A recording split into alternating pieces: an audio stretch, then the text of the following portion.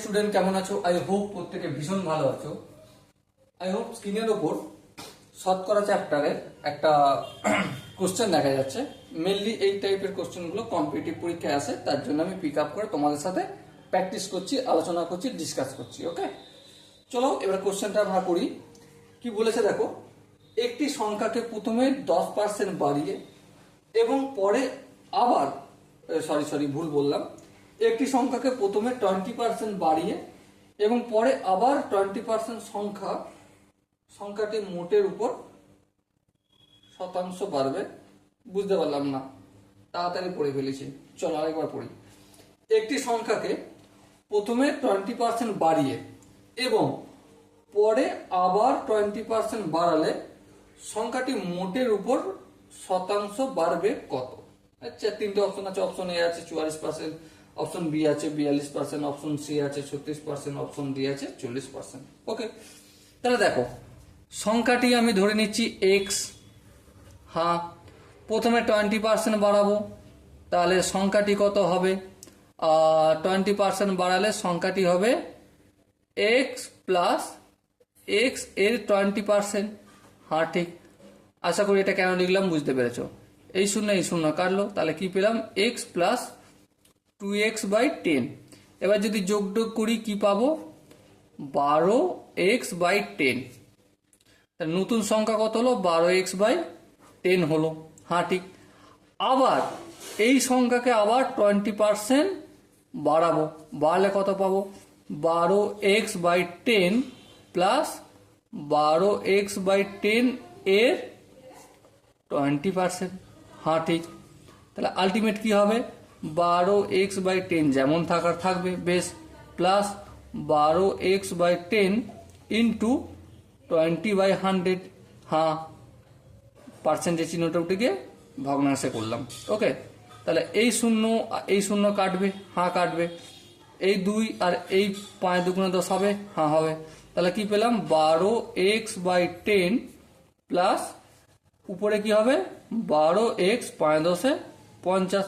দেখো ভগ্নাংশের যোগ বিয়োগ করবো, তাহলে কি পাবো? 50 পাবো।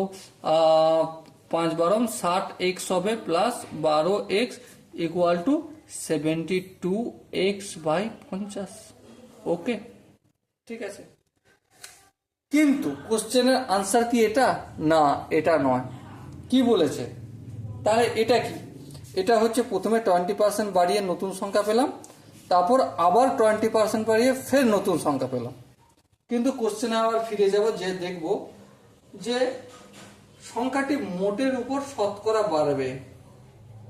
সংখ্যাটি মোটের উপর শতকরা কত বাড়বে? এই তো গল্প। সংখ্যাটা কত ধরেছিলাম আমি? এক্স ধরেছিলাম।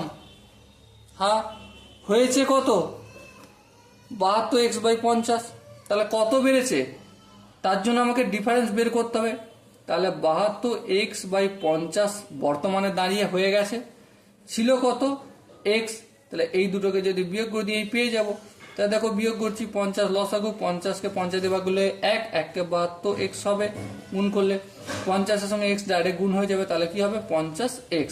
যদি ক্যালকুলেশন করি কি হবে?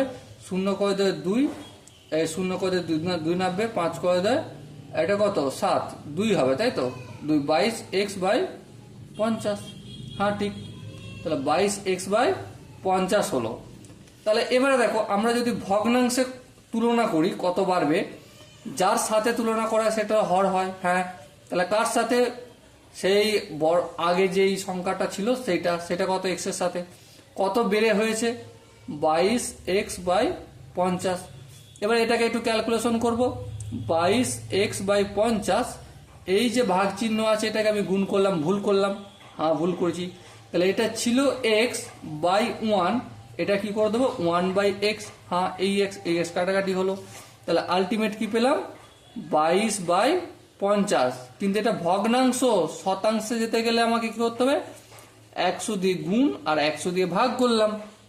কিছু নেই মানে 1 দিয়ে গুণ আর 1 মানে কি? 100/100, তার মানে 1 হয়ে যায়। হ্যাঁ ঠিক। এবার দেখো একটু ক্যালকুলেশন করবো। এই 50 50, 50 দুগুণে 100। তাহলে দেখো এটা কত হবে? 22 × 2 সমান কত? 44। আর এই যে পার্সেন্টেজটা, এই 100টা, এটা পার্সেন্টেজে চিহ্নে কনভার্ট হয়ে যাবে। তাহলে মোটের উপর কত বেড়েছিল? 44% বেড়েছিল। সো মাই ডিয়ার ওয়াটসন, আশা করি তোমরা এই অঙ্কের প্রতিটা স্টেপ বুঝতে পেরেছো। যদি কোনো স্টেপ বুঝতে অসুবিধা থাকে কমেন্টে জানিও, আমি প্রতিটা কমেন্ট দেখব এবং তোমাদের কনফিউশনে ক্লিয়ার করার জন্য ডেডিকেটেড ভিডিও নিয়ে আসবো। ওকে, সো দেখা হচ্ছে পরের সেশনে। ততক্ষণ পর্যন্ত ভালো থেকো, সুস্থ থেকো এবং জয় হিন্দ।